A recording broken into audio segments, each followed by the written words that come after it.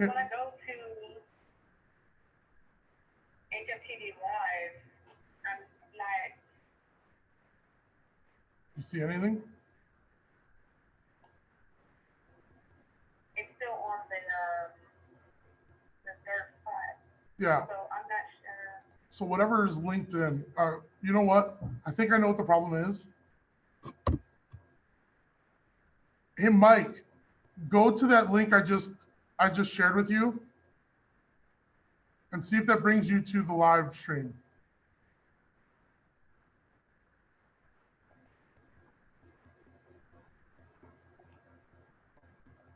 Are you on the live stream now, Mike?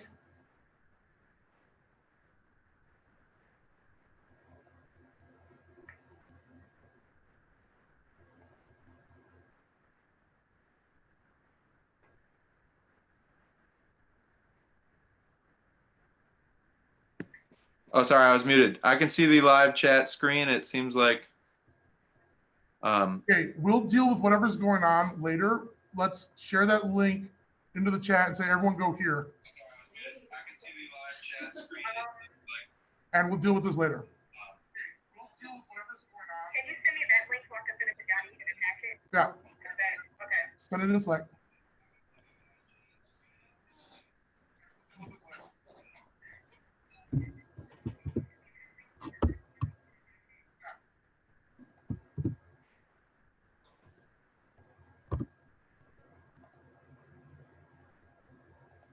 Thanks for bearing with us, everyone. All right, we're going live.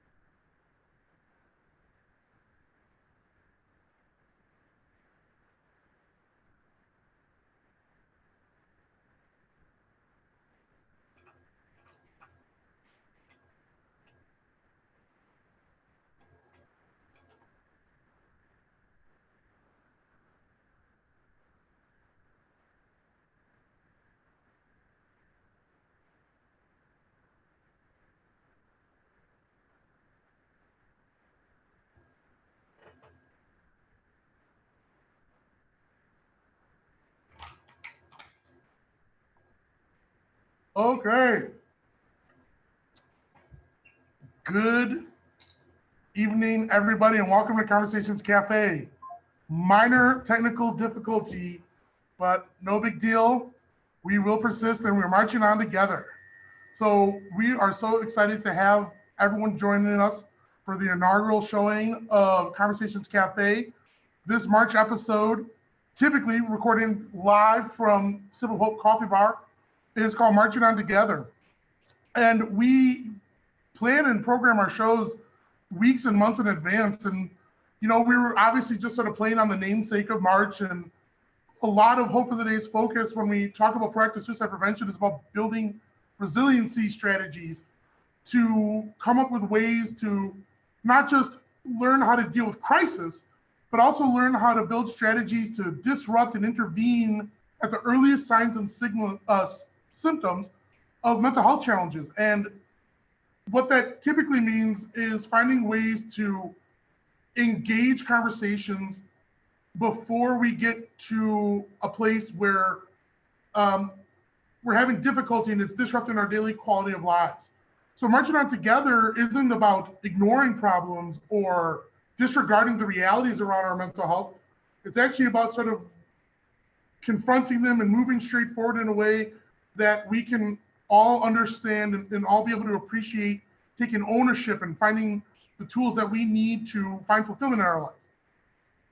And the fact of the matter is here we are in a very unique situation. And I'm sure we've been bombarded with keywords and phrases about what's going on that's led to us needing to create social isolation and distancing and all these things. And we really thought that this episode, as every episode, is really a chance for us to get in touch as a community and come together and share conversations. And if this is your first time seeing Conversations Cafe, it's important for you to understand that mental health is such a big, complex discussion that we never expect to get it all done in one sort of event, one sort of video, one sort of recording, one sort of event.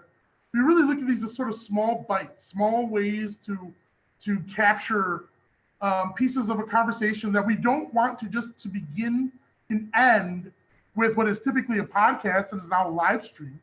We want these to be starting points, ways to sort of continue those conversations. We want these to be ways to build further connections and normalize the conversation on mental health. So where we usually are in our physical space of Sip of Hope Coffee Bar in Logan Square neighborhood of Chicago, now I'm joining you live from Hope for the Day headquarters, and our wonderful assortment of guests today will also be joining us from wherever they're taking time to isolate. And we're also going to be having guests on who are going to be talking about their professional backgrounds. We have guests who are going to be talking about their self-expression backgrounds. And most importantly, we're going to be exploring mental health through a number of different intersections. So what you can expect tonight is we've got four fantastic guests for you who are going to drop a little bit of information, have a little bit of conversation with us. And afterwards, we're also going to be doing a Q&A, as for the first time ever, we fielded questions online from our wonderful Hope of the Day audience and the whole community out there through Instagram, Twitter, Facebook, and whatnot. And we're going to be answering them as sort of a group panel, because typically when we do this as a live recording in the shop, we try to have the conversations, do the recordings, and sort of wrap up so that we're not taking up too much of the space for our baristas and the other customers. Well, today we're sort of writing the own rules, and probably like a lot of other people, a lot of other folks and governments and businesses and everyone else in the world, we're kind of making this up as we go along a little bit. So I cannot thank you enough for joining us on the inaugural live stream of Conversations Cafe. This episode is titled Marching On Together, and we're just going to get rocking and rolling. Before we dive into our two featured guests tonight, I wanted to touch on a little bit of information and resources. Hope of the Day over the next couple of days is going to be publishing a lot of accessible information for activities to get involved in, but also support and therapeutic and clinical level supports that people can access during the current realities. This is very important. You know, we talk about the education and mental health side, and there's some hardcore things to talk about at a really technical level. And then there's things to celebrate with self-expression, because how we communicate our mental health is through self-expression. So we're kind of doing both here. And I wanted to, before we go into sort of celebrating how self-expression and mental health connect in people's certain spheres, wanted to talk about some direct service resources that are available to you. And so our first guest tonight, real quickly, is a real friend of the family and homie who has actually appeared on several Conversations Cafe episodes, recordings, Jacqueline Carmody, who's an LCPC ATR, and I might have forgot the letter there, who's going to be talking about a wonderful opportunity for online therapy groups. So, Jacqueline, AKA Jackie, welcome to the show. Thanks for joining us, Jackie. Hi, everybody. I can't see you, but I know you can see me. So thanks for having me on. I think this is a great way to get people to stay connected. And I know just from talking with many of my clients, everyone is looking for ways to stay connected through virtual webinars and groups and podcasts like this. So I'm excited to share a virtual art therapy group that I will be running this upcoming Tuesday at 1:00 p.m. Central Standard Time, and it's free and open to anybody. And it's actually going to be through the organization Twist Out Cancer, because we run in-person twist shops, which are art therapy workshops for individuals who have been touched by cancer. And they're really great because it gets a group of people together who aren't familiar with one another to be in the same room, make art and process. But since we aren't able to do that in person, we still want to be able to provide that opportunity. So what we're doing is offering it up to everybody. You do not have to be an individual who's been touched by cancer. You can come in with any, conversation that you want to, get support with or just connect, and it will be an art making group. So I encourage everybody to register for that free virtual art therapy group on twistoutcancer.org, and I will post that link. There's also a great Facebook video that I posted about some awesome materials that you can get familiar with before the group, so that you can have them on hand so you know what kinds of activities that we'll be doing, some things that you might feel comfortable with and you can play with beforehand. And it also gives some great art therapy coping skills to use during this downtime to help take care of your brain, take care of your well-being, and kind of share with other people. So if you and some friends are making art in your downtime, it's a great way to stay connected on a non-verbal level. So I'm happy to answer any questions anyone has just about what that group is, and I'll post the links to how to sign up as well as the video to get the materials that are going to be used, or even just figure out what you have lying around the house that can be suitable also. Well, that is fantastic. And thank you so much, Jackie. And again, to learn how to register for this group class that's available every Tuesday, over the day we'll be publishing information that you can check on our Facebook and other social media after the recording. And again, thank you so much. Jackie's going to be joining us during the Q&A panel. So again, thank you, Jackie. Thank you.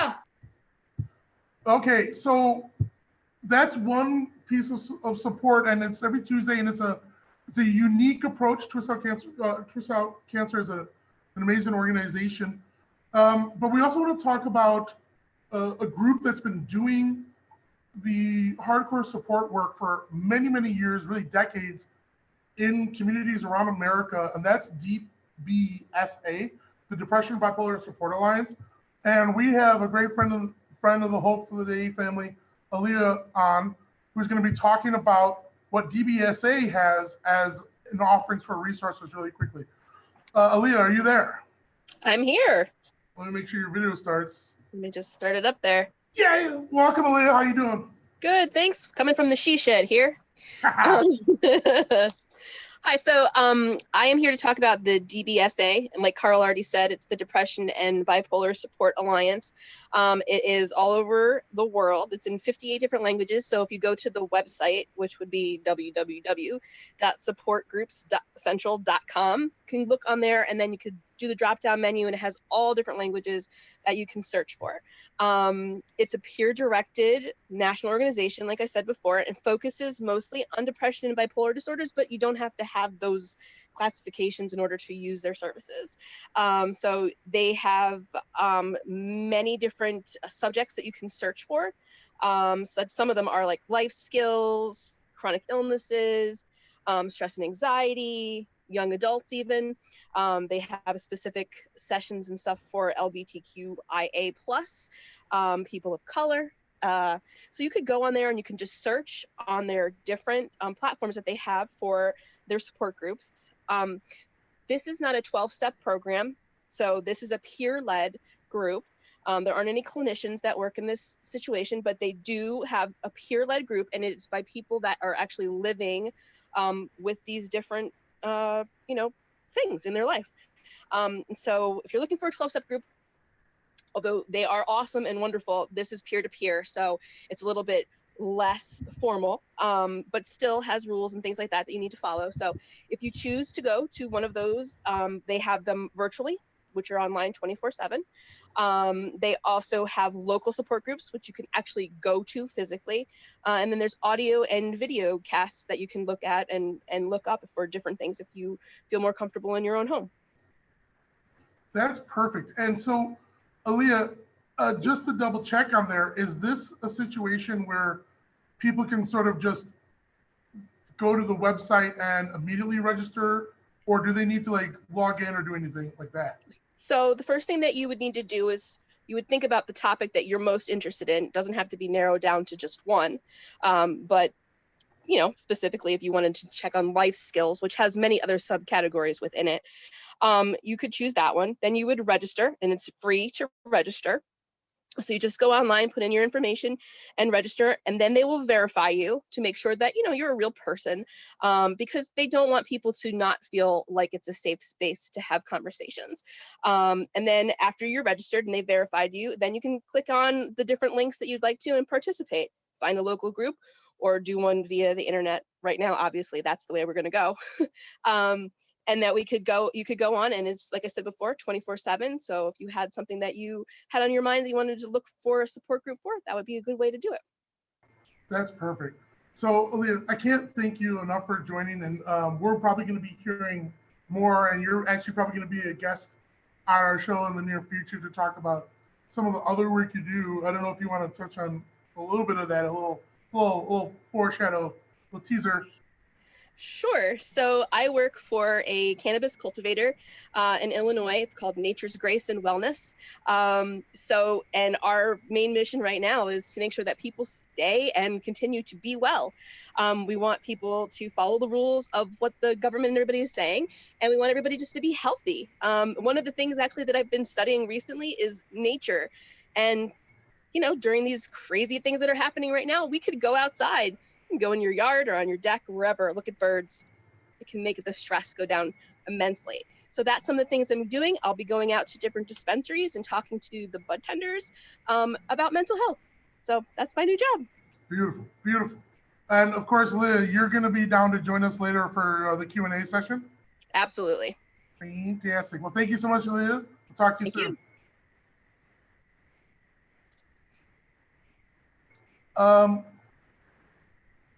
So one of the big things as we're moving into our next guest is Marching On Together is really focused on this idea of how do we become an agent of impact in our spheres? When people talk about wanting to make change or make a positive influence on the world or really just sort of anything, but specifically when we're talking about mental health, it's easy to get lost because there's so many different facets. There's very large institutional things to talk about, legislation, hospital policy, school policy, government policies.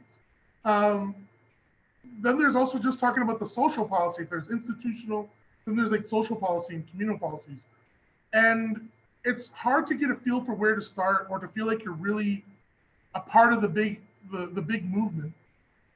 So one of the most important things people can do is find a way to focus on something that really touches close to their heart.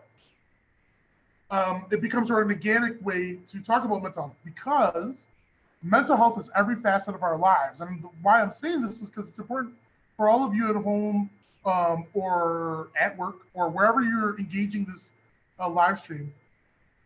It's really important for you to understand that because mental health hits every corner and facet of our lives, trying to figure out how can I make a difference? How can I get involved? How can I be an agent of impact? The best approach is to think about what are the things that you're passionate about?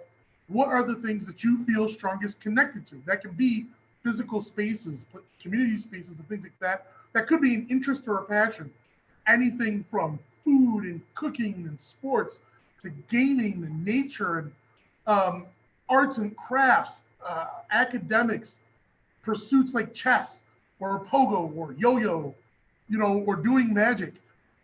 Any sort of way that connects you or you feel you're connected to the community, that's actually your access point to bring the conversation of mental health to them and for you to use your voice. So with that said, our two guests tonight are really focused on how they bring mental health into their community spaces. And our first guest is a wonderful human being named Denisse Robledo, who is one of 3 badass Chicago ladies who host a awesome podcast called Cocktails Comadres. And they get together to drink and gossip and discuss serious shit. And they created this platform to elevate women's voices, share honest stories, and sort of be unapologetic about the realities that they experience at a number of different intersections. But I want to keep it just brief there because I would like Denisse to take over the lion's share of talking as we explore mental health through a number of different intersections from her experiences. So I'd like everyone to get ready to meet the wonderful Denisse. Denisse, are you there? Make sure your video starts and all that. I am. Yeah, wait. I gotta see. We're having a little, if anyone could have guessed earlier, we had some technical difficulties, but this wasn't one of them. Denisse, welcome to the show. Oh, yeah. Awesome. Thank you. Yeah, Thank you okay. so much, Carl. Thank you for asking me to be here. It's our honor. Thank you so much for joining us, Denisse. So I'd love to talk a little bit about the podcast, if that's okay. Just to yeah. Let's get it started. Yeah. So Cocktails con Comadres started myself and two girlfriends, two other women who are 30-something ladies, Latinx women in Chicago, that were kind of looking around and trying to identify like our own stories and our voices in media and podcasting and different things. And we didn't really see anything that we could relate to or identify with. And so we thought, why not? You know, we had no idea what we were doing. We didn't know anything about audio equipment or recording or anything, but YouTube is an amazing place and you can learn anything you need to. So we sat down and kind of figured it out. And over the course of kind of putting the podcast together, started kind of to figure out what stories we wanted to share with people, what resources we wanted to share with people, because we really do see it as a platform to elevate people's stories and give them a voice, but also to provide resources to the community. It is very Chicago centered, but we've found that we have an audience all over the world and have kind of expanded our reach a little bit to the resources that we can provide. My own personal interest has always been in the mental health space, just because of my own background and experience with it. And we've found that a lot of the guests that we've had in the last, maybe 3 or 4 episodes, it has naturally, the conversation has kind of naturally gone in that direction because it is kind of top of mind for a lot of people right now. So we're not specifically a mental health focused podcast, but it is always naturally kind of organically part of the conversation. That's one facet of my life. The other thing that kind of ties together with this is I recently started working closely with Hope for the Day as an agent of impact. And I'm excited to bring the programming, the conversation, the Things We Don't Say workshop to the community. Because I'm a Latinx woman and I am bilingual, I'm excited to be able to bring that to my community, especially in Spanish, because there is so much stigma around that conversation within the Latino community. So yeah, that's a little bit about Cocktails con Comadres. Comadres, the literal term means co-mother, but we use it colloquially as homegirl, friend, we love the idea of women or people coming together and kind of just having real, honest conversations over a cocktail or a mocktail. We understand everybody doesn't consume alcohol, but we love the idea of creating community around camaraderie, so to speak. And so one of the ladies in the podcast is a mixologist and she'll make a drink and we break bread in a sense together and just kind of share with each other. So that's such a beautiful thing. As you would good and well know, Hope for the Day, one of the things that we spend a lot of time trying to educate people on when we're talking about proactive suicide prevention is understanding that we assert the single biggest obstacle to effective, suicide prevention and mental health is oftentimes stigma, what we define as social and cultural factors that try to dictate how we express ourselves. And it's important for people to understand. If you think of a cough or limping as signs of physical unwellness, when we talk about mental health, the reality is that the limp or the cough the fever, what have you, that's only going to be communicated through self-expression, through physical gestures, but crying, laughter, anger, and verbally. And one of the most important things about this whole conversation is that we're never going to be able to really reduce rates until we get people to appreciate that mental health is a very real thing, that mental health is something that we can be looking at in a medical way, the same way we look at physical factors. And in order to do that, though, we have to get through all these different barriers of stigma that are inherited. They were here long before Facebook or Instagram or 24-hour news sources. And I bring all that up because I kind of want to revisit a little bit or drive in a little deeper about the fact that cultural factors. So there isn't, and it's been my experience, there isn't a society that doesn't have stigmas that can be gender linked, that can be geographically linked, that can't be ethnically linked with inside of certain different intersections. And when we talk about the cultural intersection, every group has its own package. It can sound the same. Boys don't cry has been said on every continent, in every nation state, in every language. Stigmas that try to define how women are supposed to behave and control how women express themselves and people identify as women. All languages, all flags, all states, there's no prejudice on stigma. So my point being is I'd really love to, it's so essential that one big commercial, one big billboard is not gonna do the trick. We need people who connect with these different intersections because we can no longer maintain the institutional behavior of, okay, the minute you walk into the door of mental health, there's this overriding figure saying, okay, soldiers over there and teens over there and elderly citizens over here and men, you know, Caucasian men there and black men there and Latinx men here. But we do need people who are taking the agency for themselves and saying, I want to talk about this in my own cultural intersection. So, you know, not as the expert or speaker of all persons within the community, but from your experience, what do you sort of observe as the sort of obstacles within the sort of Latinx intersection? And you know, being female and person of color and et cetera. Yeah, so definitely my own, I'm going to speak from my own personal experience. Growing up, whenever I would tell my mother that I thought I was depressed, she would, and this is, I would say, pretty common in a lot of households and definitely Latinx households, you know, she would say, what do you have to be depressed about? You should be coming from a place of gratitude. You should be grateful. Look at everything we have. Depression isn't real. Go to church, pray on it. Those are different things that continue to come up over and over again. And there is very much this idea that we're supposed to be strong.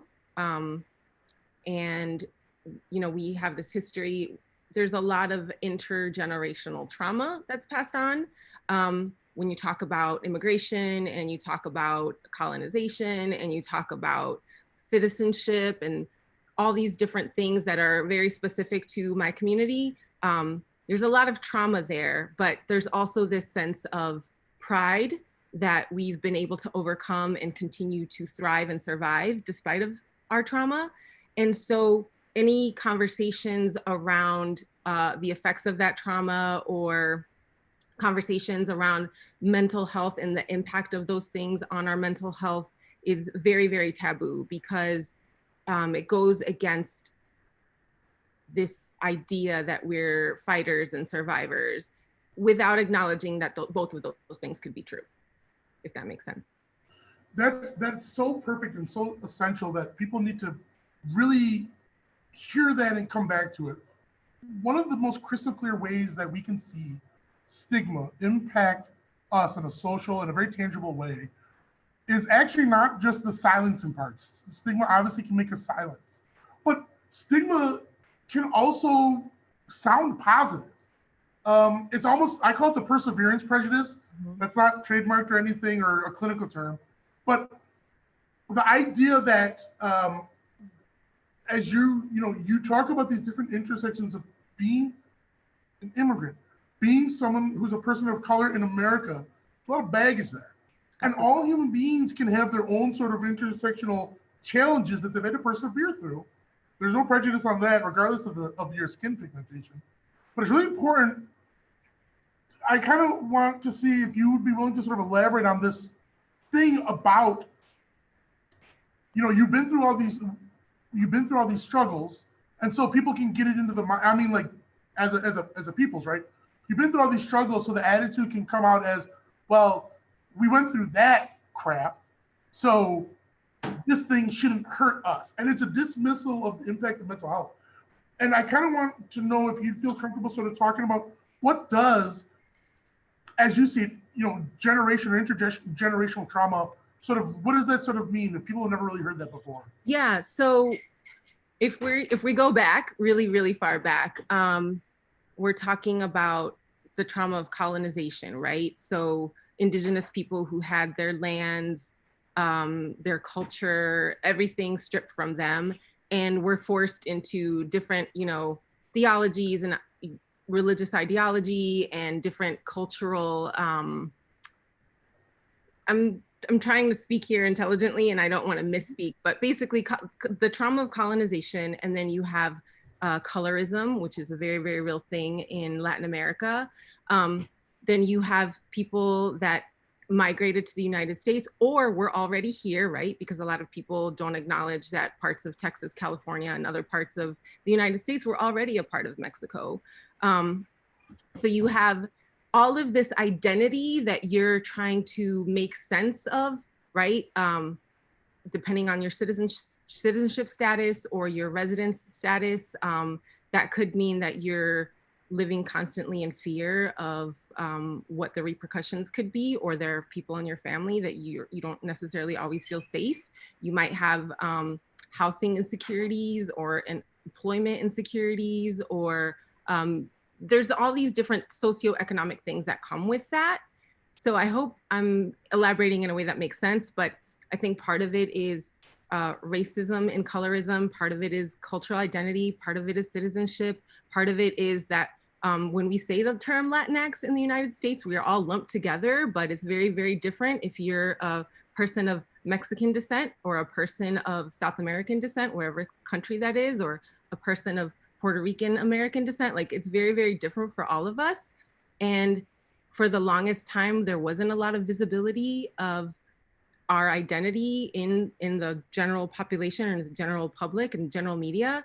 And we had to create some of those stories, and also at the same time combat a lot of prejudice and discrimination and stereotyping that was presented, on behalf of ourselves.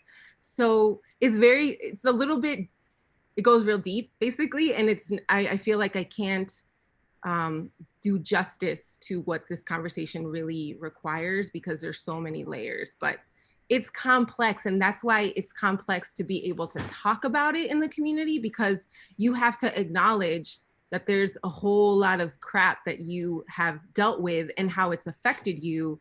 And for a lot of people, that means looking into themselves and acknowledging things about themselves that they're not comfortable with facing.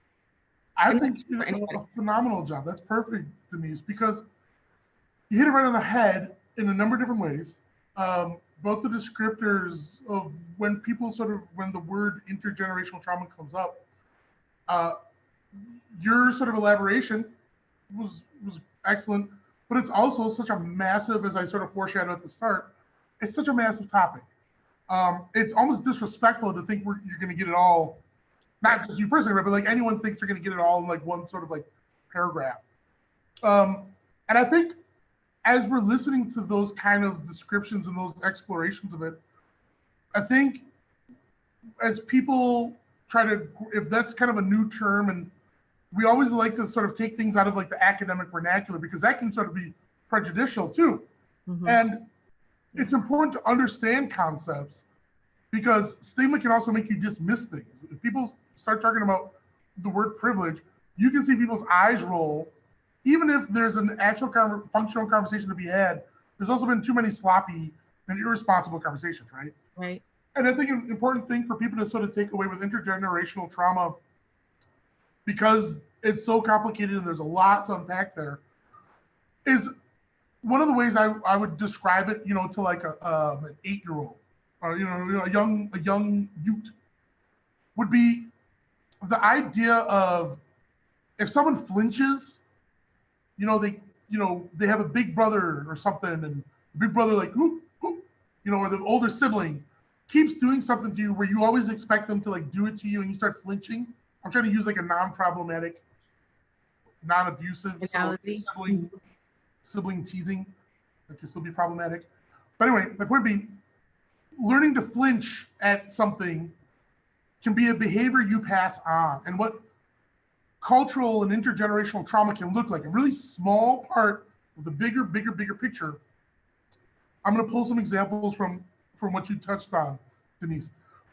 Skin color and pigmentation. Absolutely. Not just exclusive to Latinx, but the idea that there's a valuation, a hierarchy of more important and less important based on skin pigment. And typically, in some cultures, that was light-skinned was more desirable and dark-skinned less desirable. Absolutely. In some cultures, there's a counter to that, where it's become, well, the darker the better, right? As like a reflexive reaction. But here's the point. That's a very direct correlation to colonial experiences, lighter skin versus a darker skin. And the way you would think of intergenerational trauma, folks at home or listening or watching this wherever, is if you started 3, 4, 5 generations ago with that's the preference, that's what people like, right? So you have 2 kids who are born and one ends up darker skin, the other lighter skin, and both their household family and maybe the community around them treats the lighter skinned kid with more preferential treatment. And that can send that kid on a trajectory to better academic or professional opportunities. And when they have a family, they have now created a platform to further advance themselves. And that child who has the darker skin is treated, maybe not necessarily abused, but not given the same opportunities. And there becomes a divergence in experience, even though they might have grown up in the same household. Absolutely, 100%. And it's funny as you're describing this, I'm hearing this term in my mind. It's in Spanish. It's called mejorando la raza, which means bettering the race. And the idea is, and parents say it to kids, like, make sure you marry somebody more fair than you, more light skinned than you, so you can mejorar la raza. And it's so problematic. And they say it, with the best intentions, but it ends up becoming very traumatic and very problematic to everyone, right? Regardless of who it's directed to or who's listening to it, because it's all this messaging that, like you were saying, there's preferential treatment and there's evaluation assigned to your skin color. Yeah. Well, and this also brings up, this can get real messy, right? And I think along these lines, if there's the broad cultural issues across all people under the umbrella, I think another very important thing is the focus from the gender intersections. I think we get a little uncomfortable sometimes, but I think we need to appreciate that there's a big difference, and I'm always careful to mention this in Conversations Cafe. There's a big difference between an authority or some group, some deciding group saying, all right, you're in this box and you're in this box. That can be prejudicial and problematic. That's not the same thing as somebody saying, you know what, I want to talk about, explore, experience this thing, this very specific part of a topic or an experience. I want to zone in on this. And when we get to the gender section, and it's the same thing for sexual orientation and other elements, I think people can get a little dismissive or uncomfortable that there do need to be conversations that, without disregarding all the other facets, you do need to have a conversation that's focused explicitly on what this experience is like put this group in. And I think it's great that you've sort of taken the initiative with your other 2 co-podcasters to really focus on this experience from the female identity experience, within respect to, you're not speaking for everyone, right? But, and was that kind of, when you started the podcast, was that always there, or was it kind of something you decided you sort of developed as you were going along with the idea? No, definitely since the beginning. Since the beginning, we were already listening to a lot of podcasts, the three of us just individually. And we were like, and it was very specific even to like Latinx women that we were listening to a lot of podcasts, and we're like, oh, we see like the ladies in LA are killing it. They're telling their stories, but their experience is very different from Chicago Latinx women, for a host of different reasons that I won't go into, but very, very different experience, and very different experience from maybe some ladies who are in Latin America, because again, cultural differences, regional differences, whatever. So we really wanted to focus on our own community. And we even like sat down, we identified exactly who our target audience was going to be. We did a brand equity tool, basically, where we talked about what we wanted to stand, what our values were, the things that we were not willing to compromise at all, what we wanted the purpose to be, and how we wanted to impact our community. So it was definitely very much by design from the beginning. We probably spent more time sitting down and trying to figure out like who we were as a podcast and as a brand than we did at, like, figuring out recording equipment. We're like, just hit record and then hope for the best. So it was very intentional.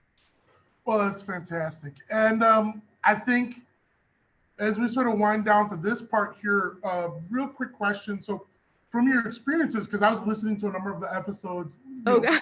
Okay. And I think it's funny, your most recent episode had to do with cannabis legalization in Illinois. And, we have Aaliyah Goodhomey from Nature's Grace, and there's some intersectional things happening here where, you might have to come back on when we get to Nature's Grace and be a fly on the wall with us. But what has been your favorite experience thus far with the podcast? Something that's really stood out for you?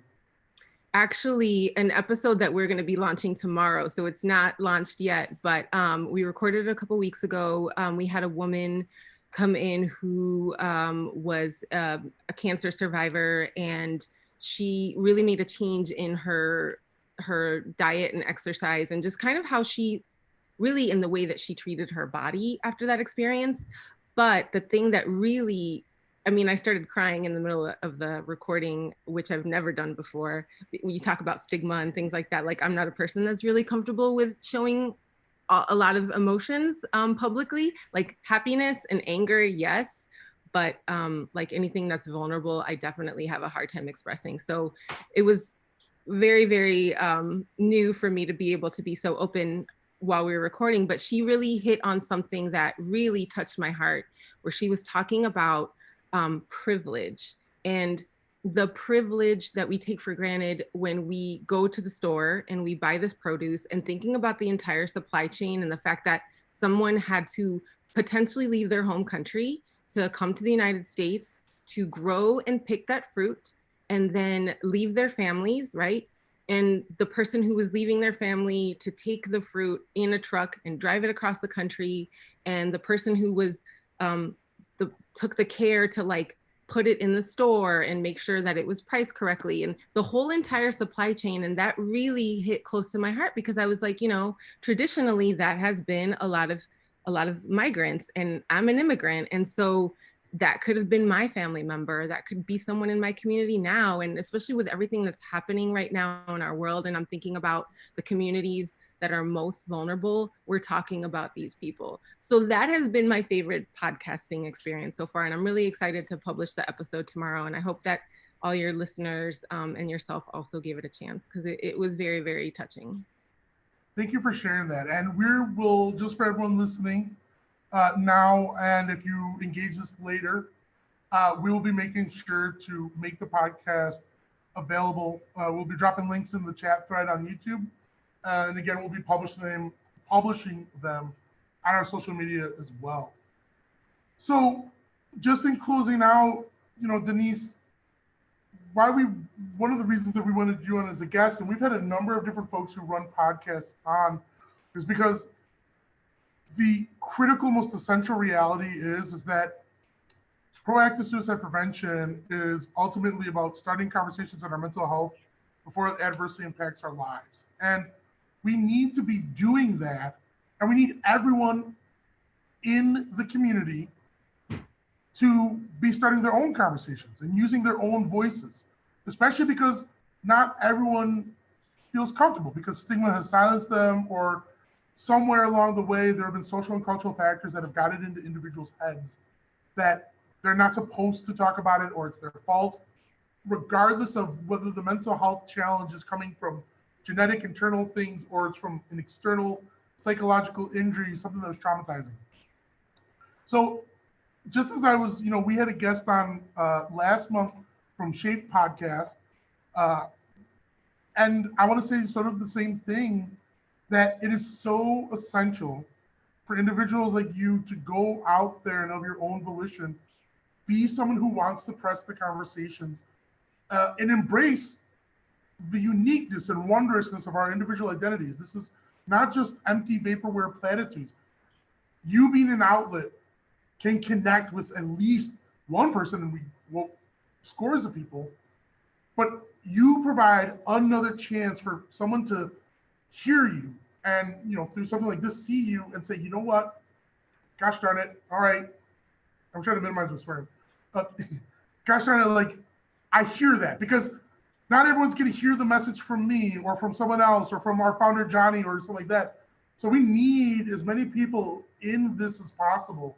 So, I hope we all face different adversities and challenges and things like that, but I hope and wish you the best success in you and your team's future endeavors with the podcast, because it's so important to have your voice in this as well. So, want to make sure everyone remembers we're talking with Denisse Robledo from Cocktails Comadres. And Denisse, let them know where they can find you. I mean, we'll be publishing it, but just for the record, where can they find you? Thank you. So you can find all of our episodes on SoundCloud at Cocktails con Comadres. So that's Cocktails, C-O-N, Comadres is C-O-M-A-D-R-E-S.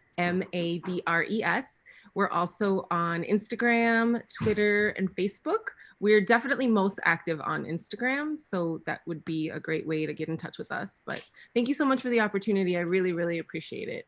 Oh, it's been my absolute pleasure, and I hope you stick around for our Q&A session. So Totally. Denisse, thank you so much. Thanks, everybody. All right, so we're coming into our last guest for the night, and the way we wanted to put this show together, again, using different platforms of self-expression was critical to us. And we're always, if you go back through the archives of Conversations Cafe, we don't like to do things where it's like just a timely thing. We don't want to just be talking about LGBTQ issues, plus issues in June and Pride Month.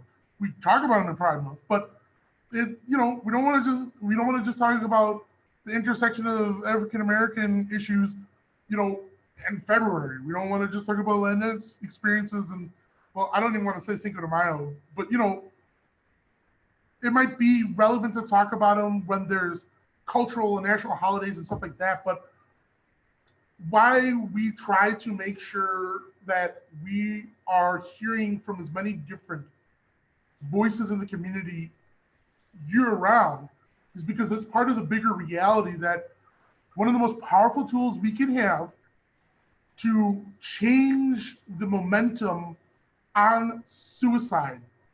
And we need to remember and understand, right now we're living in very uncertain times, but the fact is that for the last 10 years plus, suicide rates have escalated. We've lost, as of recent count, 47,000 to suicide each year in America last year. Best estimates in global, because it's inconsistent, 800,000 plus each year. And those numbers are likely dated at this point. But this conversation can't just be about statistics and the grimness, but it also can't just be fluffy euphemisms. The reality is, to really change the name of the game and the momentum on this, we need to normalize conversations on mental health. In order to stop the crisis escalation, we have to create systems and tools to recognize earliest signs and symptoms of mental health challenges. But all of that very big picture stuff, we begin that process with the very doable task that each and every one of you can take on which is normalizing the conversations, making mental health a conversation we're having, more than just May Mental Health Month or September Suicide Prevention Awareness Month, or unfortunately when someone dies by suicide that's of high visibility, or when mental health slaps us in the face through a thing like mass shooting incident, or unfortunately this whole reality around quarantining and things like that, mental health has come up. We're going to focus on that a little bit, but it's also important to recognize the big goal is to normalize these conversations. And when we talk about mental health, as I mentioned earlier, self-expression is our mode of recognizing the signs and symptoms of mental health challenges. But that's not just crying and anger, and that's also not just talking. And one of the most powerful ways that we can be bringing the mental health discussion out, especially because stigma has such a powerful silencing effect, is through art, and it's through visual expressions. And we celebrate those things quite a bit at Hope of the Day. Self-expression is a centerpiece of our mental health education. And our next guest is someone who brings that mental health conversation into much of the aspects of his work. Our next guest is Myron, who is a 25-year-old visual artist, born of Egyptian immigrants. He's maybe most recognizable for his CTA project and uplift pieces, but he's got a lot of different facets and a lot of different work out there that you may have recognized. He was the 2017 Chicago Reader Best New Visual Artist of the Year, and we've got quite a bit to talk about, so it's my honor to bring on our next guest, Myron Laban. Myron, how are you doing? There you are. Hey, I'm good. How are you guys? Hey, well, I'm great. I'm just sitting in my room, enjoying this solidarity, solitariness. But yeah, I'm good. I'm good. Just chilling today. So, I mean, let's just get right into it, Myron. Let's sort of talk about just the passion, the work. Yeah. So I think a lot of my art comes from this idea of struggle, you know, and going through it myself. You have to find a sense of hope. And a lot of what you see kind of started off as what is actually just like a tattoo on me, and which is the uplift guy. Let's see. So I don't know if you can see it, but this started off as a tattoo, and it was, for me, it was a mantra, right? And it was an idea that, you know, things are hard, but you got to keep on going. And so eventually I realized that this is like a very, this can relate to a lot of people. And so I started to incorporate it into my art.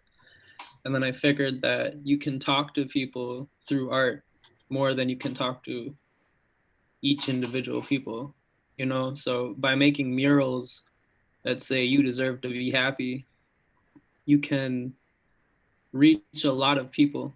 And some people don't even know that. Some people are so down in the darkness that they forget what joy feels like. And so I create this art just to tell people that, you know, I know things are hard, but, you know, your joy is coming. Or I have murals that say you will be okay, or just various messages that can give people hope, I guess, is what my goal is as an artist.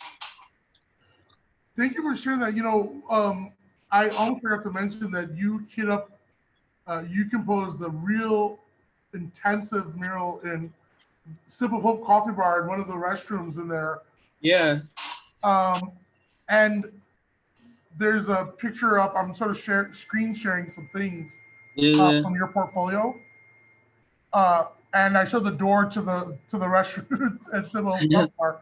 But can we sort of talk about a little bit, just sort of your, you know, how did you even get into art? Like, you know, before we sort of really talk about Uplift itself.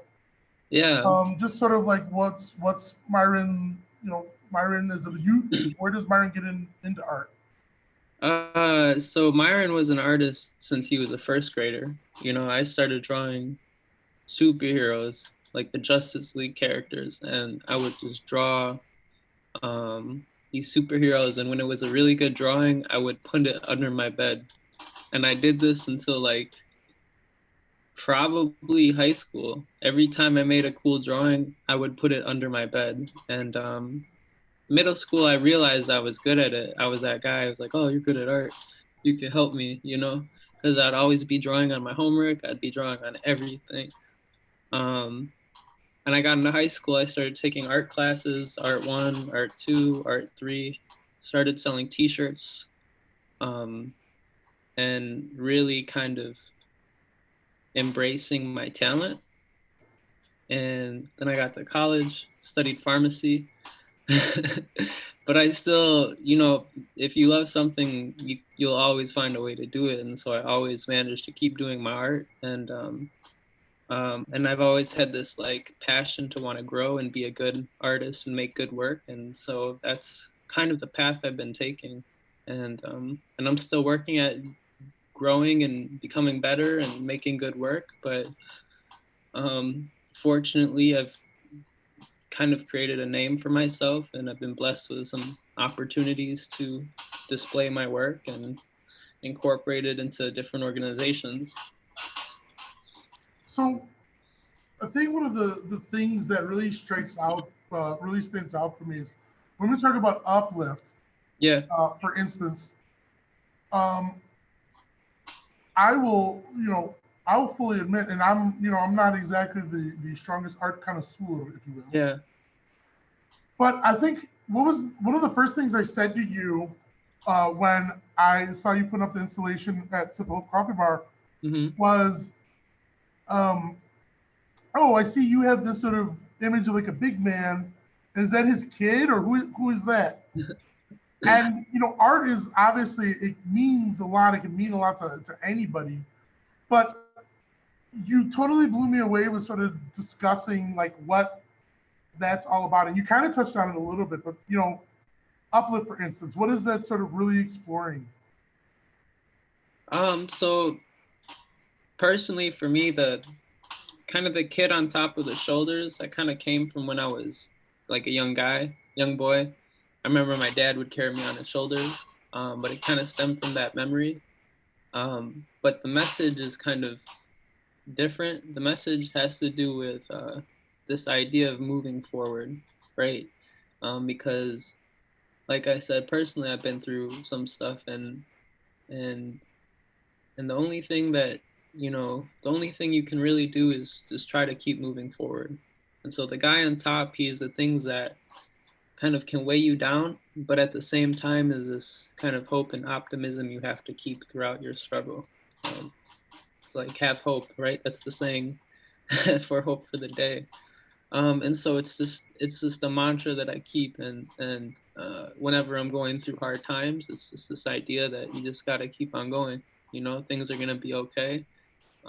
You just got to keep going, and so that's really at the core of what it means.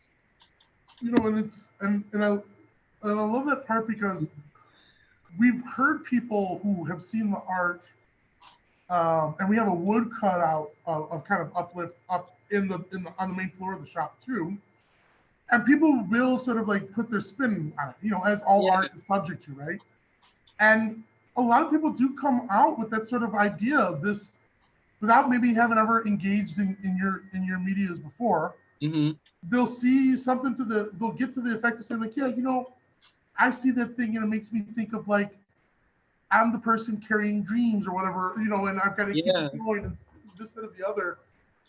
And, I'm not saying it's they've got to march on together, but I think it's very interesting how the color palette that you use, the way that there's a level of abstractness to it and everything. There's something there that you have your clear intentions on, but it really there's a lot of room for people to sort of build into themselves. And one of the coolest things, and I think one of the reasons why we hit you up, is because art, beyond the academic evaluation, right? art can be an opportunity for people to open up into themselves and then outward. And it almost can become a safe vehicle. If it's one vehicle for you to express something, people reflecting on something that they're looking at, it becomes almost a safe way, because stigma can make, the conversation of I feel this just because it's in me can be stigmatized. But when it's I feel this about this work, it's like it's almost like an accessible safety ricochet in a way. It's like so yeah, I mean, I think art, I really love art because you can kind of access mental health in like a lot of different ways, like for example, like with what Jackie does is, painting a picture in itself is just therapeutic for me. And, sometimes your mind will race, right? It'll just be thoughts and thoughts and thoughts. But like for me, painting a picture will kind of help ease these thoughts that I'm having and kind of to learn to accept them. And, sometimes I think of thoughts as clouds and they just pass by and you can choose which one to look at. And so by painting, it's like you let the clouds pass, you don't fixate on a certain thought, and sometimes you can get stuck, and it will take you out of your mojo, take you out of your zone.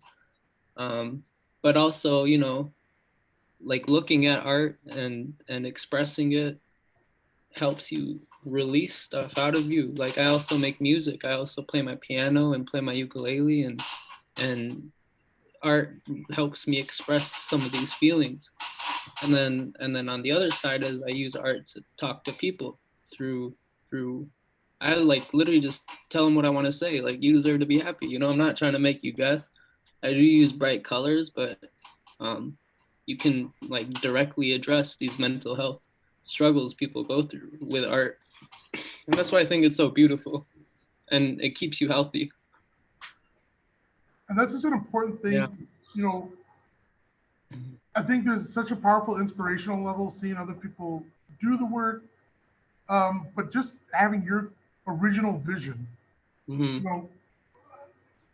I think there's a value there where, going back to what you were talking about with like just the idea of like getting stuck in a place, even if people feel like they're sketching something, doodling something, giving your brain or your mind an opportunity to sort of engage a different physical activity can be an opportunity to recenter yourself. And I think it's interesting. I will fully admit, I'm not as familiar with your musical offerings. Is that something that's available online, or is that kind of like a personal gab? More on my Instagram stories. For a Q&A, there's some folks wanting to know like activities to do or some inspiration. So. Oh yeah, I just play all the keys on my keyboard, and it's. Okay, so there wouldn't be a link that we could drop for people. I have a SoundCloud that no one knows about. Oh, well, if you feel comfortable, fire it off in our message here. Oh yeah, why not? We'll put it up somewhere. So I think one of the other things that is always, this is a conversation we always bring up of respecting sort of intersectional nuances and stuff. And I think from your sort of lived experience level, how would you say that sort of has shaped your approach or experiences with mental health? How is like art? No. Just, growing up, the son of, some immigrants, and sort of that sort of background, does that sort of shape or impact, or did you kind of feel like? I think maybe it's not as talked about. It's not as like, it's not a thing that people always address. It's like, my parents are from Egypt, and so it's not like a thing to be like, oh, we're going to the therapist or anything like that. It's just kind of like you deal with it. But I've always known as like, I guess throughout my life is like, when you need help, like you got to go get some help. And so, sometimes when I was not in a good place, I would find someone, even if it was for like a one-time thing, just to talk to them. And so, and sometimes I wouldn't tell anybody, I would find help, but I wouldn't I wouldn't tell anyone what I was going through. I just kind of keep it on the down low, but I would still know that like, yo, I need to talk to somebody. So, and then as you get older, I kind of started, you start opening up, you kind of becoming your own person. And I'm fairly open about it nowadays because, like I said, it kind of, for me, it keeps me healthy to express myself and not bottle things in. And so I have friends I'll talk to when I need, or I'll make music, things like that. Was there anything you think you could point to, I think that can be actually kind of a rarity, being younger, a teen, a young adult, any age, even older.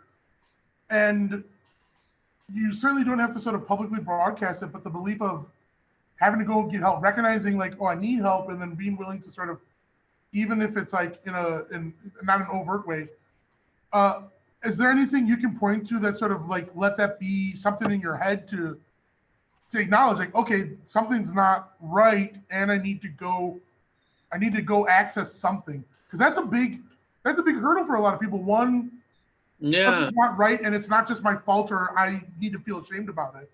Well, you have to think about like your body and what you're going through, and your mind is like, I feel like we all have a baseline. What's normal, happy, or normal Myron look like, and when you're not at your baseline where you can't, maybe your stomach hurts, or maybe you can't think because you're stuck on things, or like when you see that it's hindering your life is a point in when you need to talk to somebody, because you kind of want to get back to your baseline. And happiness isn't necessarily the goal always. It's just to get back to being a functional human being. And when you feel like you can't function, you can't get out of bed, when you can't put on socks or cook for yourself, and you got to recognize that. And that's kind of like a key that, maybe I got to do something about this. Well, I really appreciate that. And I think it's important for folks to sort of take home with that is, you see on a lot of Hope of the Day stuff, it's okay not to be okay. And saying that as a statement isn't just, it's not just a marketing term, it's kind of a pushback, because a lot of folks walk around where they don't need to know any technical terms about mental health to recognize something's not okay, but trying to access support, reaching out for help, even if they're doing it sort of on the DL, is still a big mountain to get over for folks. Yeah. So it's awesome that you can speak openly about that. And I think just through the vehicle of your work, one of the reasons why Hope of the Day is so hyped to have, to collaborate with you any way we can, is because there's that authenticity about it. It really is, something that just has that natural connection. You're a talented cat. And you've got a great original vision. And it's very important, again, to create opportunities where people can find ways to access discussions and celebrate self-expression, because the conversation can't just all be reciting stats or saying, the only options are a clinical thing. Folks are going to need professional medical supports for a lot of mental health situations, but a very, very big tool in the proactive front is accessing these other creative endeavors of self-expression. It's proactive, it's preventative, and it can be identifying for a lot of people. Mm-hmm. So, we commend you in the same vein that, we wanted to bring Denisse on to show how she brings the mental health conversation into her world. You're able to sort of do this and make an impact through your natural creative endeavors. And we hope that inspires other people, that there's not just one way to do this. We need clinicians, we need, qualified official people, but if you want to take action in your community, these are ways that you can follow in line of, and hopefully these maybe help inspire you to think of something that you have a natural instinct or gravitation for. So before we go over to the Q&A session, Myron, I think it's important. Where can people find your work, and maybe you got any upcoming projects or things you want to drop? I know maybe scheduling's a little wacky right now, but Yeah. So you can search me at Myron Laban, MYRON LABAN. That's on Instagram. You can also go to myronlaban.com. That's just my website, and on my website there's a tab. It's called the Uplift Campaign. Let me actually get it real quick. Actually do this thing. I have free a resource. This is one of my Uplift prints. It's just a bunch of mental health resources. So if you go on my website, put in your address, I'll ship you one for free. I seen it on the L. Yeah, did you really? Yeah, I put that on there. Don't tell anyone. Dang, I told YouTube live. Never mind. But in regards to projects, I scoped out a bunch of places to make murals the other day. So I'm gonna be on that hopefully very soon, or at least when the weather's warm. And I don't know, I'm just working on my art portfolio, so I'm just practicing. Other than that, TBD. all right, well, that's perfect. Thank you so much, Myron.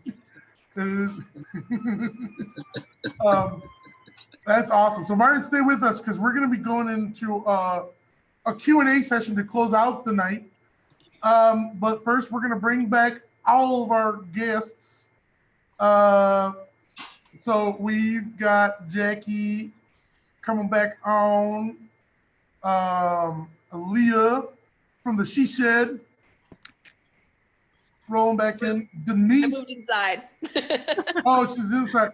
She's not in the She Shed anymore. Denisse rolling back in, and we've got questions, and we've got our Director of Education, Mike Benopel, will be bringing us in the questions. So new face to the squad. Everyone say hi to Mike. Where's Mike at? I know I am. Here I am. Hey. Can you hear the tunes? Can you hear them? I was trying to bring in some tunes here and there. Yeah? All right. Everybody needs a little dance break. Sorry. So we got a dog going. I mean, you've got a dog in microphone shot. We kind of need to see the dog too. That's not my dog. You want me to bring my dog in though? I mean, a dog on camera is. Sorry, that was my dog. Minnie. She heard Mike, so she got excited. Cute. So we have, for everyone watching and listening, while people secure their puppers, or if you've got a cat or a lizard or any other critter, they're Oh. Here we go. I got Minnie. I brought Minnie. We're doing it for the views. Minnie making your live debut. So we asked the Hope of the Day community if they had any questions that we could answer to close out Conversations Cafe, because sometimes during our live recordings, if we have the time, we'll ask our live audience. So we got a great number of questions filtered into actually sort of two very specific topics. One series of questions that's really about sort of general mental health related, and then others, as all of you watching or listening can imagine, related to our current sort of social isolation reality. And if everyone's wondering why I'm not saying a certain word, it's because since Hope of the Day is not a registered news site, if we hot tag our posts with the C19 word, they might flag us or pull us because they're trying to watch out for like wacky sites or misinformation type postings. So we just want to be conscious and respectful, that YouTube is trying to monitor to make sure that there's the most accurate information on the things going on related to the viral reality. So we're going to start with questions related to the current reality that we're all, to one extent or another, feeling around the globe. And our guests are going to be responding from their personal standpoints. If they identify from a professional standpoint, that's for them. And Mike, I believe, has the questions. I do. On hand. So Mike, let's get the first one. I'm like your Ed McMahon right now. That's right, Johnny. That is correct. Okay, well, so here we go. First question. How can you keep yourself calm and grounded during times like this? It's quite scary. It is. All right, who wants to jump in first? Everyone say hi to Mike. Somebody mute your YouTube. Here I am. So what I have been using a lot is my own personal art making, but also trying materials that I'm not familiar with. Because as Myron was saying, getting out of your head when you're creating is really true, because you cannot be anxious and making art at the same time. It's impossible to do two things at once. You can be anxious and then make art like a little bit and like bounce back and forth, but you can't do both at the same time. And so it's really just training yourself to be mindful in an activity, whether it's a creative outlet or reading or doing something that is outside of just thinking, or finding kind of a container for those thoughts by self-expression or creating can be really helpful and healthy. And also not doing it alone. You can do it virtually. You don't have to, be doing it alone in your apartment. You can get a group on Zoom or on Skype and, just all be in the same room together, even if you're just cleaning your apartments. Just having somebody to bounce a question off of or talk to in these times can be really helpful. So I think that is, the biggest key is continuing to connect as a coping skill. And so I'm hoping that a lot of people listening will join in on the virtual group on Tuesday at 1, because you get the connection and we're going to be doing art making together. So Yes. Yay. I'm joining in. You guys going? I'm going. I'll go. I'll go. Denisse, I'll know if you sign up because the emails come to me. Denisse, did you want to say something in there?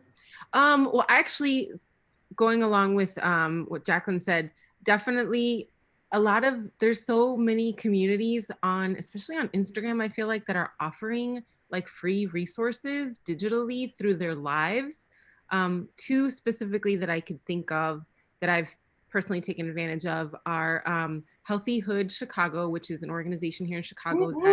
They're amazing. They're wonderful. And they provide like fitness classes and meditation and different things to the community. They have a space in Pilsen here in Chicago and a space in Hermosa here in Chicago.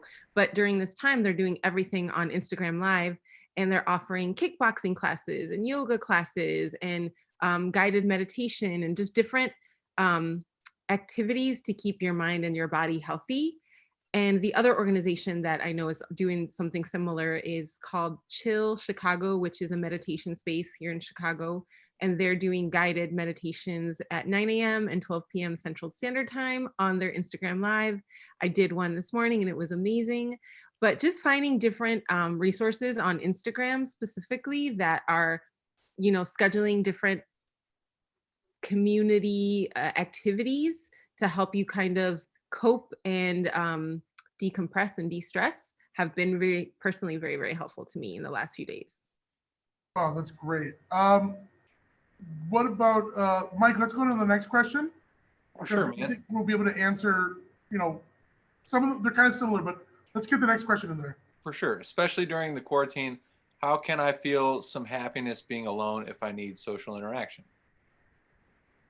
I'd love to add a little bit to that. It's just synthesize this community. I'm getting a lot out of this right now, and I hope it's helping other people out there. But being able to look at Myron's handsome face and being able to engage in a conversation with this amazing panel of independent women and my number one homie, Carl Evans, that helps. It helps a lot because we crave this belonging. And even if it's just a silly thing, like you're just, hey, I'm having a coffee with my friend on a FaceTime or whatever, do it for real. You need it. Definitely. I agree with that completely. Even seeing Carl's number on my phone today, I was just like, yes, a phone call. And so I think if you're feeling the loneliness, kind of make that first step and call people, because they want that call too. And so if you're feeling it, take the initiative to kind of pass it on and call somebody who you think needs it. So and I don't know, Aaliyah, did you want to jump in there for a second? Oh, I was just gonna say, doing fun things like on Snapchat or Facebook Live with your friends. Yesterday, Mike and I and Aaron did these crazy like space things, and we pretended we were in space, and it was just very funny, and it was just Star a good Wars time. battle style. Yeah, we were like Star Wars battling, so that was Would awesome. barrel roll you? It would make you go like that. That's So, weird. Yeah, it was super cool. So yeah, just being friends that you haven't seen in a while. So, yeah. and that's great. And so some of the other questions, because I can kind of see them. The question Mike initially asked here was, especially during quarantine, how can I feel some happiness being alone if I need social interaction? And we have another question that's any possibilities of ideas or suggestions for mental health peeps to not lose their freaking minds. And I want to consolidate those two questions, here, because for folks who say they need social interaction, I kind of want to actually, those are all excellent suggestions. And I also want to touch on a flip side of this. I want to speak to people who might have a solitary personality, or, because it's hard to tell one from the other, people who find themselves in a solitary reality. I would describe myself as being sort of solitary by nature. Somebody telling me that I have to go be isolated by myself for hours or days on end is not, it does not trigger unease. And I'm sure everyone's seen memes that go something to the effect of, you realize like how messed up your social life is when being isolated doesn't change anything about your Friday or Saturday. Well, that's me. But I also want to talk, there's a big difference between that and people who maybe find themselves isolated because of social, professional, or otherwise circumstances where they would want community interaction, but they can't think of people. They might say, I don't have any friends, or I don't feel connected. Here's some very important things to remember. Being connected, if you have the privilege and luck to have access to digital tools and get online, is wonderful. But even for solitary people, it's really important to remember that connection, and I don't mean this in a metaphysical way, connection is as much a physical, spatial reality as it is a sort of intellectual thing.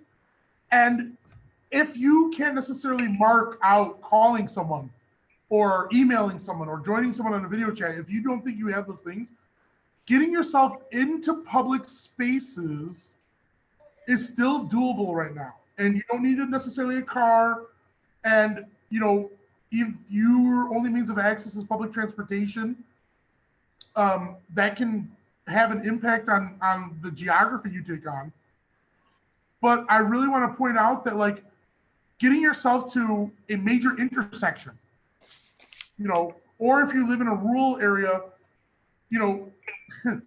some people might laugh at this, but if you live in a rural area and can get yourself near a place where there's an active motorway or there's a town center, you don't have to have any sort of plans of doing something, but just physically being around other people can be beneficial. And this is a really heavy sort of concept, because some people might say, oh, well, that's going to remind me of how lonely I am. That's very true. That could be. I'm not speaking about this specifically from the end all be all, but I just sort of want to acknowledge that if you do feel sort of unconnected to your community, there are online places that are designed to say, hey, you don't know anyone? Come over here. But in the physical world, and that can be a little bit harder. So you kind of have to ad-lib a little bit. And just putting yourself in a space where there's other people and spending an hour or two people watching might be a good sort of dose of connection. I see adding a hand in there from Aaliyah. Aaliyah, you want to jump in on that? Yeah, I just wanted to say, actually, I've been doing research on nature and mental health, and it's super important that even if you don't like to be with people, which is fine, that even just going outside into your yard or into like a park, and or for a walk in the woods is super, super helpful. And it actually releases chemicals in your body that make you feel better. So you don't have to talk to anybody. You can just go for a walk quietly by yourself. And the more that you can immerse yourself in nature physically, the better, because humans by design are drawn to being outside. So, in this time of weirdness that we have going on right now, take a solitary walk, go sit in your yard, go sit on your balcony, or, go to one of the parks or whatever, something that's open, obviously, bike trails or whatever, and just go for a walk, because it will release those endorphins in your body and make you feel better. And the terpenes that are in the plants will also make you feel better as well. So that's something you can do, and it's free. Boom, mic drop. And I just saw in the comment threads on YouTube I'm wondering if it's a great voice. Aaron mentioned self-love, take yourself on a date. Yes. And I'm gonna just a little bit of that for that.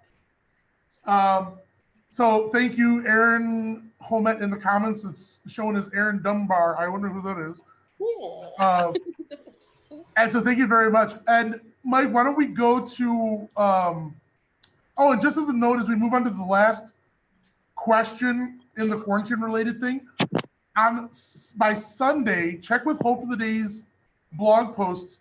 We're going to be trying to make a big old omnibus post of alternative activity links from our partners in prevention and different organizations. Because this isn't just about, Hope of the Day has all the answers. We're in this together. And we wanted to take our time to research and make sure that we were posting responsible stuff. But by Sunday, check our social media, because we're going to be putting out a very large, not just wall of text, but a sort of a nice long sort of activity sheet of things that people can get themselves involved in and take your time sort of engaging. So if you're watching this or listening, just sort of keep that in mind, that by Sunday, the 22nd, there should be something up in our media. So what's the last sort of? So just to wrap up that first section of questions, the last three kind of relate to the same general topic. What are some tips for depression and quarantine? What are some great activities to do stuck at home to boost your mood? Because if you're living with depression or you're experiencing a depressive state during this time, a boost your mood, super important. There are rumors of school closure being extended through the end of the school year. How can we help our teens if this happens? So I think for me, as somebody that tends to get depressed and also needing to very deliberately try to boost my mood in those situations to keep myself healthy. It's National Poetry Month. Write some poems, express yourself on the page. Be proud of your expression that way, especially if you've never tried it. Help your kids figure out how to interact with the page too, and use those live stream cams for museums and aquariums and things of that nature to really cultivate an enriched educational environment for your kids using the technology without screen time being like a thing to be concerned about. Right now, it can really help with your families, and also just keeping your mind, nice and limber, right? You don't want to be taking in news 24/7. So maybe take a break with your kids, or if you don't have kids, tune into a live stream cam anyway of some nice animals, because, oh man, that can soothe you. It sure can. Aaliyah, are we going to lose you soon? Do you want to jump in real quick?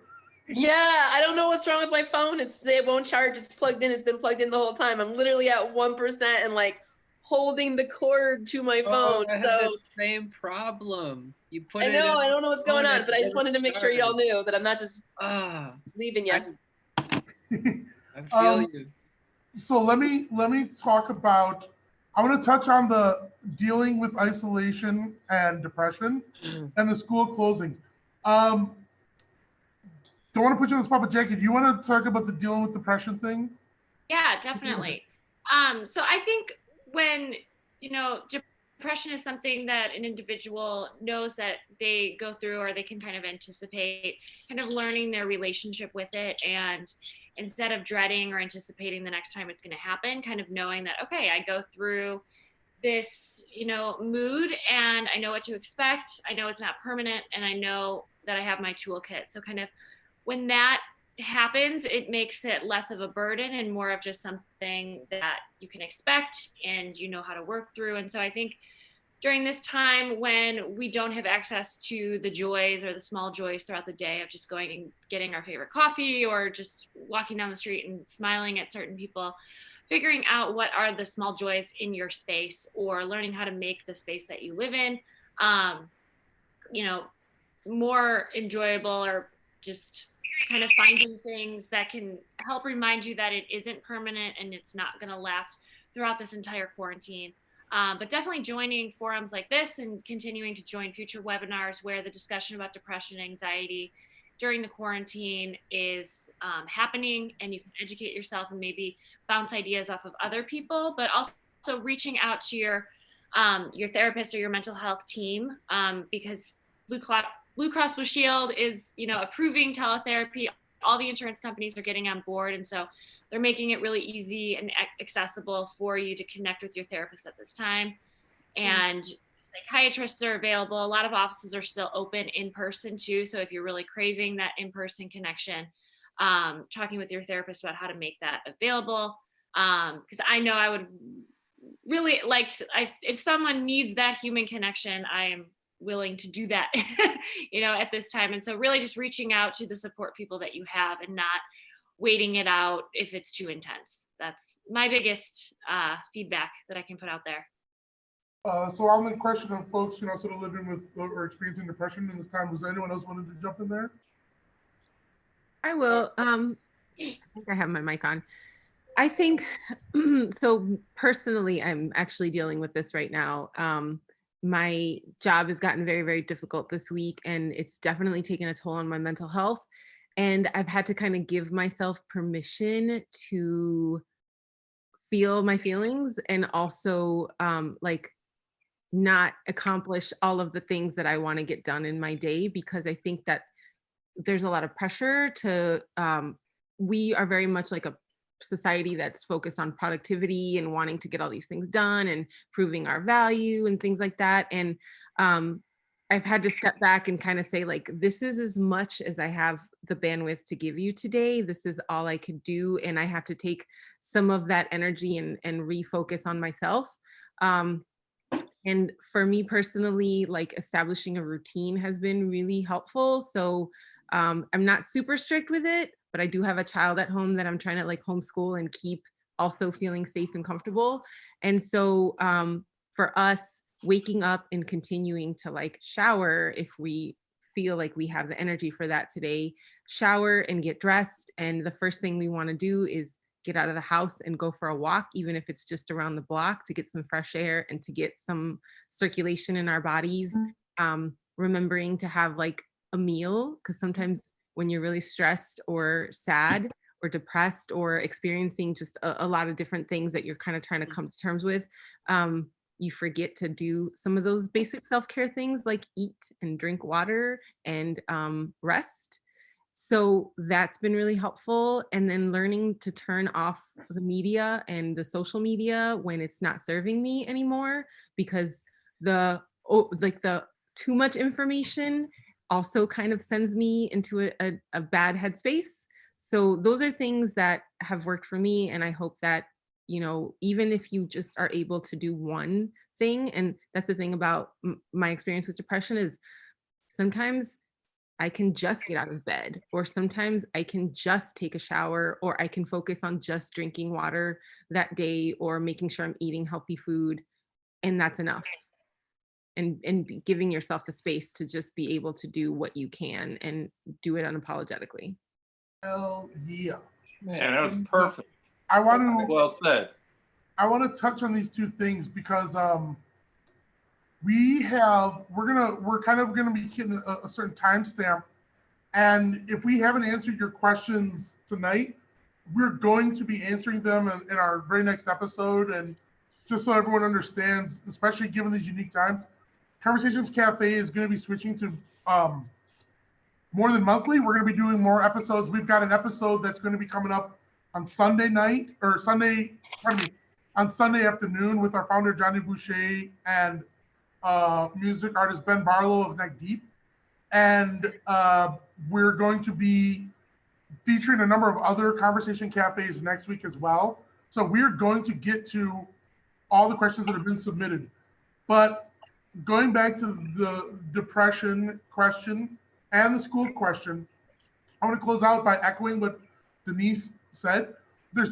For living with depression, whether you've had a clinical diagnosis or you go through depressive states, two very big, hardcore things you need to remember here is that, especially when we're living with our mental health, discipline is a really big tool in helping us stay balanced.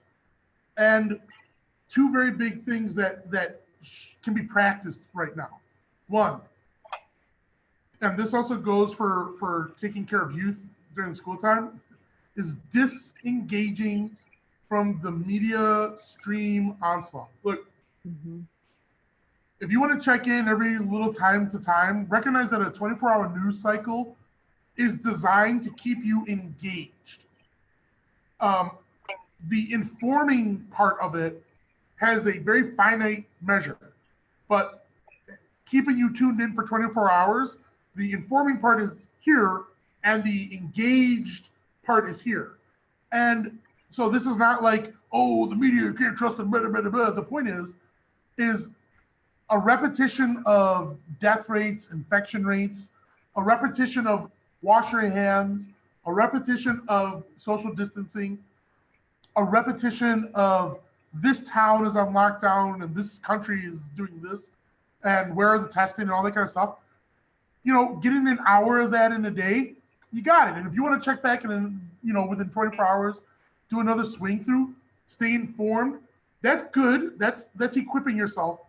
But you need to create a discipline of disengaging from the onslaught cycle, because that's not news. That's not responsible information. That's engagement content. And that has a psychologically detrimental effect on you. And that's been touched on in some of the earlier interview times. Folks just now touched on it. But actually disciplining yourself to disengage is a powerful tool, especially if you are living with clinical depression. Things can't be passive. You have to sort of take a more active role with it. So disengaging, part one, creating analog opportunities. Walking in nature is analog. Reading a book is analog. Staring at the ceiling is analog. Talking, even, I know it seems contradictory to say like talking over live stream, but talking to someone and talking to yourself, those are analog, okay? Analog opportunities can also help keep your mind occupied, but what I really want to stress to folks, and Denisse, you touched on it right away, one of the most powerful tools you can be doing for yourselves, especially if you're living with a clinical experience, you may already know this, is just because we've moved into a whole new space, this is a new frontier for everybody. So in a way, we're kind of making it up as we go along. We're all in USS Enterprises. We're all Captain Kurtz and Picards and LaForges and Dr. Troy's and on a new frontier. Just because we've moved away from a familiar scheduling does not mean you should stop scheduling yourself. It doesn't have to be the Western corporate 9 to 5 wake up, but make a schedule for yourself. One of our great team members at Hope of the Day, Christmas, was just telling us this morning in a video meeting how she makes it a point to stay on a schedule. Whether it's, and Denisse, you talked about taking a shower and stuff like that. Christmas was telling us earlier about how she even schedules breather time, take a break time.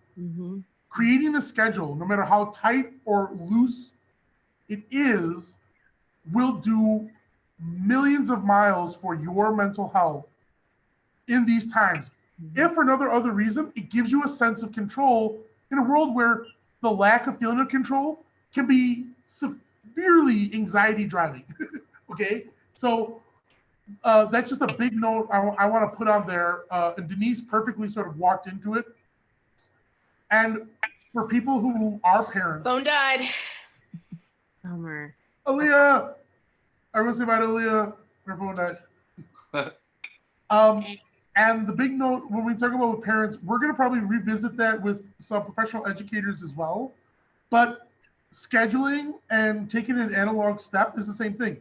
Maybe you're not teaching them the maths and Pythagorean theorem, but you'll see on social media, particularly some families who have done things like they schedule movie day and everyone in the household gets to pick a movie and everyone has to sort of play along and watch all the movies. You know, you take breaks in between, but like that's a team building exercise too, because maybe somebody picks a movie you don't want to watch, and maybe somebody picks a movie, you know, and you kind of have to like accommodate and work together, blah, blah, blah. Building a group schedule like that can help. So we'll be elaborating more on supporting a student who's disengaged from school next week. But I wanted to sort of put an end on it there. It's getting late, and we've been recording for about an hour and 45 minutes, and this is a good place to stop. So again, if we have not answered your question, you know you submitted one, I promise you we have it, and we are going to answer it soon. And I cannot thank you enough. And please continue to send your questions in. If even this conversation. Thank you guys. Thank you for contributing and joining the conversation. It means a lot. So as we're closing out, Aaliyah, text us what you'd like your closing message to be. But let's just go around the loop, and if you have some closing words, well, with Jackie first.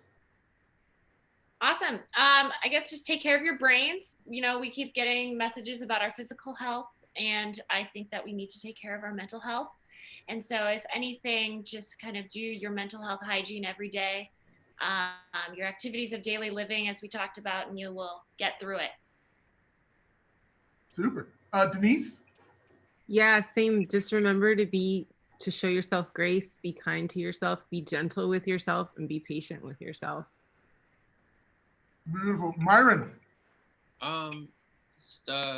You know, whatever you're going through, it's important to be able to accept it, but to, you know, just make sure you find healthy ways to work at it. And I hope this live stream gave you some tips. Fantastic. Thank you very much. Senior Michael, before I close it out, you got anything for us? Just remember that all of our brains are doing wild things right now and giving us anxiety, and that's okay. It's okay not to be okay. And sending love. Take care of yourself and hugs. Thanks, Mike. All right. And with that, we close out this episode. Conversations Cafe, you know, is designed to be this open forum and ongoing dialogue on multiple intersections of mental health within our communities. And this is educational, but also conversational and outreach. And we can't do this programming without the great support from our partners in prevention. Conversations Cafe is produced with the generous support of the American Foundation for Suicide Prevention, our homies at Janssen, and we've always enjoyed the report of Anthologies of Hope and its producer Rick Kozowski as well. And I cannot thank our guests enough. And most importantly, if you've been listening or are listening in the days afterwards, hey, Aaliyah's back. You got one more thing to say, Aaliyah?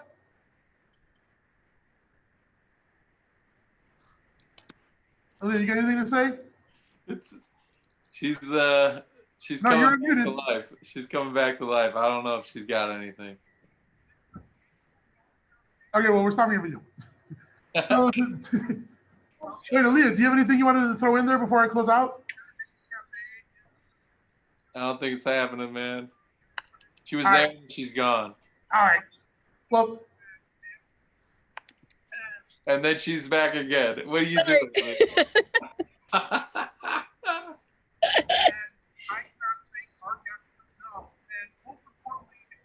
It's your opportunity to say your closing remarks, Aaliyah. Going once. Yes, I'm just showing you a tour of my house, obviously, because now this works. So, no, I just wanted to just say thank you for the opportunity. Can you guys hear me? Yeah. Okay. Oh, yeah, I was just going to say thanks for the opportunity and hope everybody stays well. Thank you so much, Leah. So now that we made sure everyone got their chance to say, on behalf of Hope for the Day, I want to thank everyone for joining us on this inaugural tour. We had a few technical hiccups but we're off and running, and nothing ventured, nothing gained. And our closing note as we're marching on together is I want everyone to remember we're all in a new frontier here, and being pioneers in anything is scary and terrifying. That's not your imagination. But one thing that you want to remember, even if you can't put a touch on people in your physical space, we're in this together and you're not alone. And the reality is that we are going to be able to press through this. And it's not through some magical wand. There's no one magical trick. It's being able to engage the realities that we face and taking them one step at a time, one day at a time, and realizing that while we have massive monumental issues before us, all great challenges are met by people just like you and me and regular, ordinary human beings who are willing to sort of take that step forward together and not be afraid of it, even if we're terrified on the inside.